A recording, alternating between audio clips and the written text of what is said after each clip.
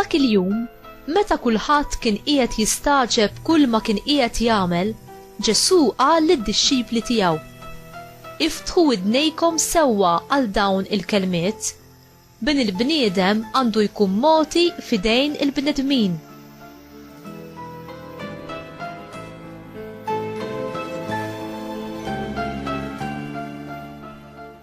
Iżda huma ma femuhx dan il-kliem u baqa' mistur għalihom hekk li ma qabdu xejn minnu u beżgħu jistaqsuh dwar dak li kien qal.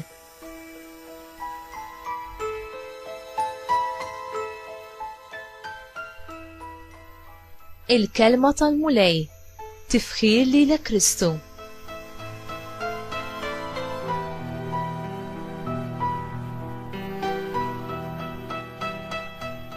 Inti għaraft il-majestat ta' Alla? Meta aħna nagħtu ġieħ jew nittrattaw b'dinjità lil xi ħadd, aħna qed narfu l-kobor ta' dik il-persuna u nuru r-rispett tagħna lejha. Il-mirakli ta' Ġesu irrivelawlna il-majestat ta' Alla u kien turija tal-grazzja u l-ħniena tiegħu b'mod speċjali lejn in-nies sempliċi u umli. Imma bil-mirakli Ġesu rid ukoll jagħtina twissija profetika. Ma nistgħux naqsmu fil-glorja ma' Alla mingħajr is-salib.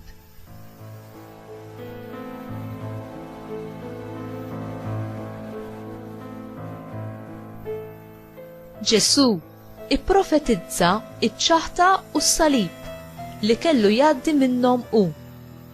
Imma din it-tħabbira m'għamlet l-ebda sens għad-dixxipli għaliex ma kellix taqsam mal-idea li fasslu huma dwar il-Messija u bdew jibżgħu jistaqsu aktar dwarha. Bħal meta persuna tirrifjuta li ssaqsi aktar lit-tabib għax tibża minn xi verdett ħażin. Huma wkoll ma rridux isiru jafu aktar. Kemm drabi aħna wkoll nirrifjutaw dak li ma rridux naraw. Smajna kemm il-darba il-kelma ta' Alla u nafu il-konsegwenzi ta' meta naċċettawha jew nirrifjutawha. Imma aħna nikkommettu rwieħna b'mod totali leha u ngħixu skont din il-kelma.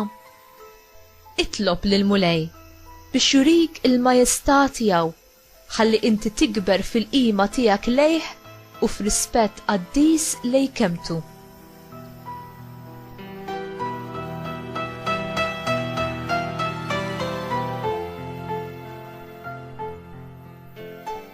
Mulej, bis-salib tiegħek inti salvajt id-dinja u rbaħt fuq id-dnub u l-mewt.